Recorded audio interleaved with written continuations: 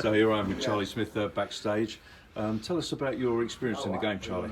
I boxed when I was 11, 12, up to I was about 27.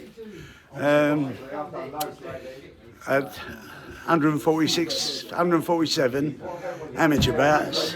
You yourself were a fighter in the ring, yeah? Yeah, I had 147 Yeah. amateur bouts. I think I lost 9. Right, okay. I had some good nights, but then I went in the pro game. To get a licence was a lot more difficult at that time of day than it is now. Yes. Because if you had a little bit of form or anything. Yes. Anyway, long story short, I've always stayed around, in and around boxing. I did a bit for Barry Hearn. Yes. And I eventually got my managers and trainers and seconds licence. Yes. And I had a few different fighters, and I picked up with Mark. Yeah, Mark Potter. Yes. Who, as you know, he became my son-in-law as well as manager, as well as I managed him. But Mark was a great fighter, a great trainer. Yes. You know, you didn't have to be behind him. He wanted it. You know what I mean? Yeah. He was a little bit unlucky, Mark, in a lot of ways, because he should have. He should have been a world champion, really. Because he could have been, couldn't he? Yeah, definitely. He was an underachiever. And what happened, for all sorts of problems, nothing sort of political, but it's...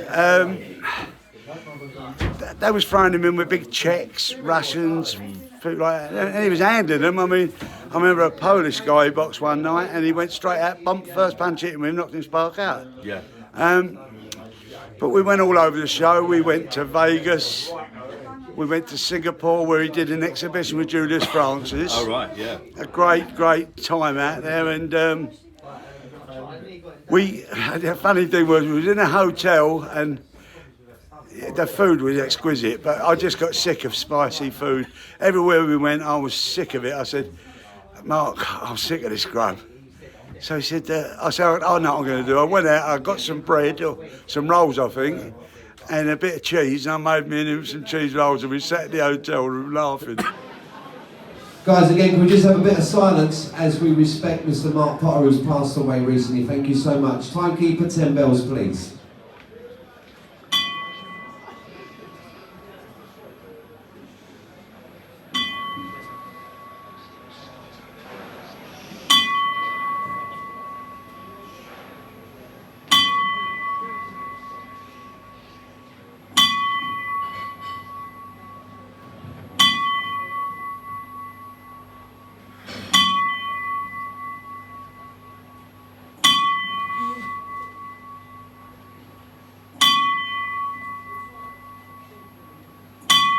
Thank you, gentlemen. Please put your hands together for Mark, the White Shark Potter. Thank you so much.